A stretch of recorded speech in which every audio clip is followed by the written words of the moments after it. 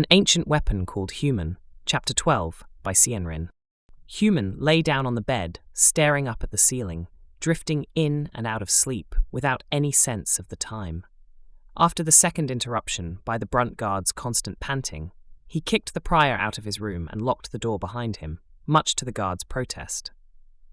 The guard kept rambling about how justice never sleeps, even when the enemy does, while Human shoved him out of the room. Whoever had given him his original orders had neglected to tell him that he was relieved. The steady, ragged breaths from outside worked like a ticking clock for Human to gauge the passage of time. Lizra had tried to come in earlier, but he didn't answer the door. He wasn't in the mood to talk to anyone anymore. Even though he knew she was different from the rest of the people here, the meeting had left him wanting to be alone. For the first time in a long while, he was truly alone. Even back on the ship, he could still hear everyone talking as they went about their duties. This was different, completely quiet, except for the buzzing of lights and the incessant sounds from the guard. Is this what it's going to be like now? Just out on my own. Where am I going to go once I get out of here? What am I even going to do? He envied the Brunt on the other side of the door, not having any other purpose in life than being told what to do. Nothing to worry about, except the next mission. He couldn't stop himself from thinking about how worried the commander was when asking about other humans. He tried not to show it, but he was genuinely afraid of the possibility of them being out there somehow. But that's not possible. I saw them die. They're gone. That part of my life is over. They're never coming back. For better or worse, it's over. He kept trying to rationalize it and recall the events, but couldn't shake the thoughts. But if by some awful miracle, a few of them made it out alive, I'll go back and see. I have to confirm it with my own eyes. Once I know they're never coming back, I can move on for good.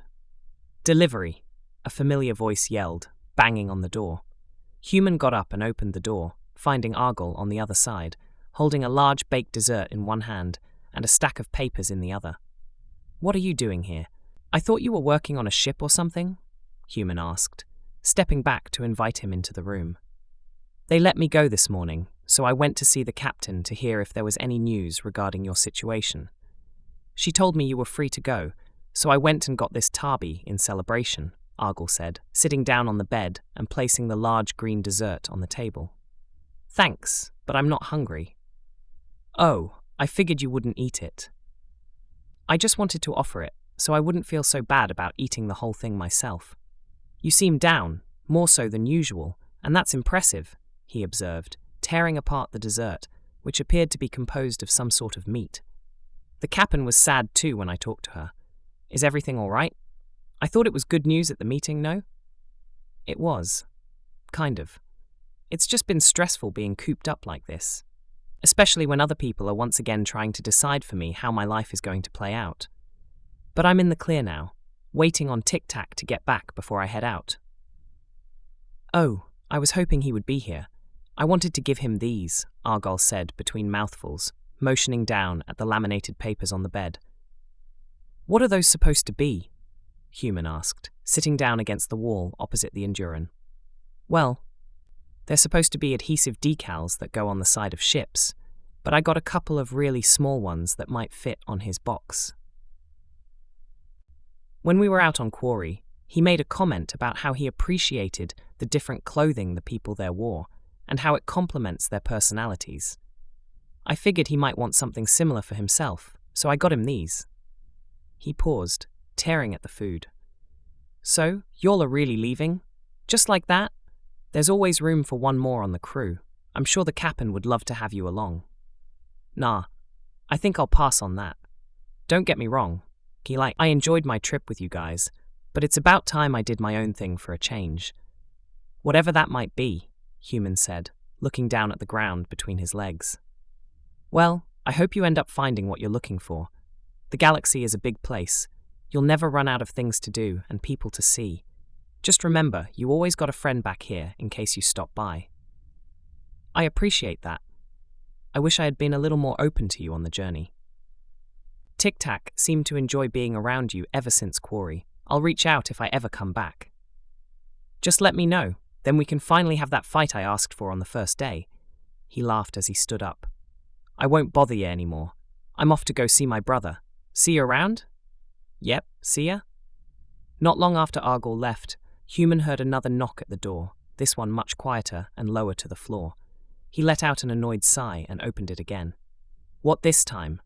Standing below the brunt, who had still refused to move or sleep, was a small, all-red Illyrian, who looked up at him with a hint of fear in his eyes. Good afternoon, sir. I am Officer Candidate Kentry, and I have been instructed to show you to the ship that has been assigned to you. As well as give you this, he spoke very quietly and stumbled over his words. Human couldn't tell if this was his normal demeanor or if he was just nervous. Kentry reached up, holding a small metal object shaped like a coin. Wait, let me just turn this thing on. There we go. That is the tracker that you agreed to wear. Please just, place it against any piece of metal on your body? I'm sorry if this is rude, but is that your natural body? Technically no, but it might as well be, Human replied, placing the silver coin over the left side of his chest. As it approached, it flew out of his hand and magnetically adhered itself to his chest plate. He tried to peel it off with one hand, but couldn't get a grip on the small device. No, please don't do that. It needs a few minutes to settle. Don't worry, the chemical reaction shouldn't damage anything. They're actually made to go on ships. Speaking of ships, I think there was another part to that deal that I made, Human asked, crouching down to him, even when he lowered himself. The small creature barely reached his knees. Oh yes, right, of course. If you'll follow me, Kentry said, turning around a few times, looking for an escape between the two creatures. Throughout the entire conversation, the prior outside hadn't moved, but was swaying around and looked like he was on the verge of falling unconscious, his bloodshot eyes still as steady as ever. Human extended his hand to Kentry. Want a ride? No, please don't touch me. I will be okay. He jumped back away from Human's outstretched arm and bumped into the guard. He quickly scampered out from under the brunt on all fours, before standing back up on 2 feet and heading down the hall. Just right this way, sir. Human followed closely behind, and a second later, the prior behind him spoke up. Where you going? You cannot escape my watchful eye, he said, stepping forward unsteadily on his feet, nearly bumping into the wall. What is your problem? Seriously, go take care of yourself. You look like you're about to die. When was the last time you had something to drink? Human looked over the brunt, who kept trying to make his way towards him. The keeper of the human, not bound to worldly commodities like sustenance. The restless guardian yields to no physiology. He fell to the floor before he was able to finish his sentence, already snoring before he hit the ground. You guys need to be more careful with how you use these guys. Seems wrong to forget about him like this, Human said as Kentry tried to keep going. His first-line leader must be indisposed. I'll let someone know. But please, just this way, sir. Kentry spoke as he pulled out his interface to make a call. Please stop calling me, sir. Human works fine, he mumbled. Sorry, Sir Human. I mean, Mr. Human, the officer candidate quickly apologized. He sighed as he followed the Illyrian down the halls and into an elevator. After a few more minutes of slow walking, trying to keep pace with the tiny creature, they walked out into the open spaceport that they had passed during their initial landing. The spaceport was as busy as it had been the day they arrived.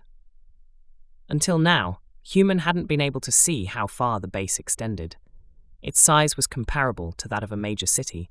The stone and metal courtyard spanned a width of miles to facilitate hundreds of ships entering and exiting every hour. Kentry led him to a small vehicle that hovered a few centimeters above a flat magnetic track. Kentry leaped up onto the open-top transport, and Human joined him, standing in the cargo bed in the back. After the Illyrian punched in their destination, it took them there without requiring any further guidance. They sped along the circumference of the circular spaceport, giving Human a chance to see the numerous types of ships that were harbored here. Everything from large military vessels hundreds of meters long to slim, sleek fighters, small enough for only a single Illyrian occupant.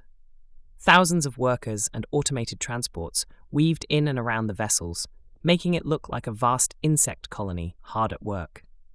A few minutes passed before they started to slow down, next to a line of pristine fighter craft that had never seen wear or tear.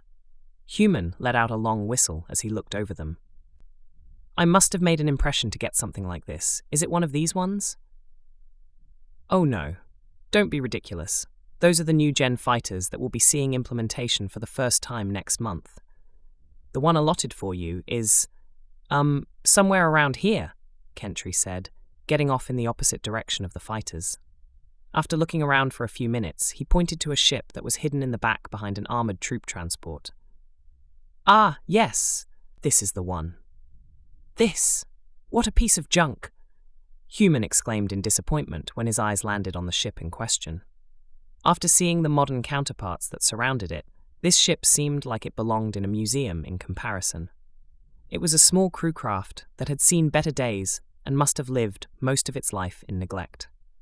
Various scorch marks and sloppily patched bullet holes riddled the chassis of the ship. It was originally painted a deep green, but the decal had faded and chipped, giving it an accidental look of a grey and green digital camouflage. The small cockpit in the front could seat a pair of pilots, while its bulky midsection sported an antiquated, blocky design. Two short wings jutted out from its sides, and they seemed to only exist to sport weapons and not actually assist in the craft's flight. Two oversized and cumbersome engines in the back were currently oriented towards the ground, but looked as if they could turn in the air to achieve actual flight. So what can this thing even do? Human asked incredulously. Well, it flies and it lands, Kentry said, seeming to run out of other words to describe its capabilities. Can it even get off-world? Human asked, walking around to the back of it, trying to see if there was a way to lower the rear ramp. Yes, it just might be expensive to do so very often, but I assure you it will get you wherever you wish to go.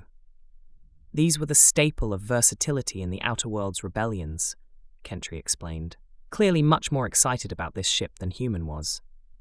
I hope to be a pilot myself one day, but I'll never get an opportunity to fly something as historically important as this. Many are on display in museums across the OF for their role in the wars. I know countless others would do anything to get their paws on a collectible antique such as this. So, they gave me a dated war relic. Great. I mean, I guess I should be happy I got anything at all. He found the controls for the rear ramp, pressing a large red button hidden behind a crumbling metal cover. Dust fell to the stone ground as the ship groaned in protest, struggling to lower the ramp. Once it was down, he strode aboard. There was only one large rectangular room in the back of the ship, the walls lined with minimalist cloth seats. The long room led to an open two-seat cockpit at the helm. Comfort was clearly the lowest priority in mind when this ship was designed. It was originally an armored infantry transport. The ramp opens mid-flight, and everyone would jump out of the back once they reached the lower atmosphere. But it's yours now. You can modify it however you see fit once you're gone. A shame, I would never change such a well-preserved piece of history, Kentry mentioned, walking up into the ship with Human. It is already outfitted with everything that was stated in your arrangement and has been inspected to be airworthy. You can leave whenever you like. Appreciate it.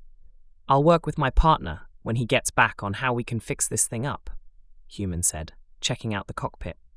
He looked down at the dusty pilot's seat, noticing the large bloodstains that covered most of the fabric. My apologies, we could not get everything cleaned out. The last mission this ship flew was a little less than successful, Kentry explained when he saw that Human was looking at the dried blood.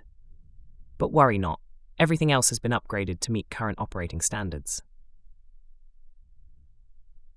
Noted. Now that I know where to find it, I'll head back to my room and wait for my friend. When he arrived back at his room, the first thing he noticed was that the guard, who had been passed out, was gone. He let out a sigh of relief as he opened the door and stepped back into the room. Tic-Tac was resting on the table by the bed and did not acknowledge him when he entered. "Oh, welcome back. How did it go?" Human asked. "It was time-consuming. They wished to be very thorough," the black box said. "So what all do you remember? Do you remember our trip here? And you know where we are right now?" They let me compile a list of what was removed, so as not to worry you. "All right, what did they take?" All information I acquired from the moment we arrived in this system up until a few hours ago. All the data and events from the facility we were found at, and all that I collected from the human ships before we escaped. Other than personal interactions between our escape and now, I am back to how I was before the reset. So they got everything we stole from the precursor? No. During the meeting, I purposely deleted the files that I deemed most dangerous for them to acquire. They have no information on my creation, the gateway technology, or your magnetic assault suit. Since we are the last ones left, giving them this information would do nothing but allow them to act against us in the future. They also had the extant implement and inhibitor software that would deny me access to specific systems, along with the notification chip. However, we have no need to meddle with their military systems, Tic Tac said. Fine by me. I'm just ready to get out of here. The ship's supposedly good to go. Where to next? Human asked. I think, for the first time, that is up for you to decide. To be continued.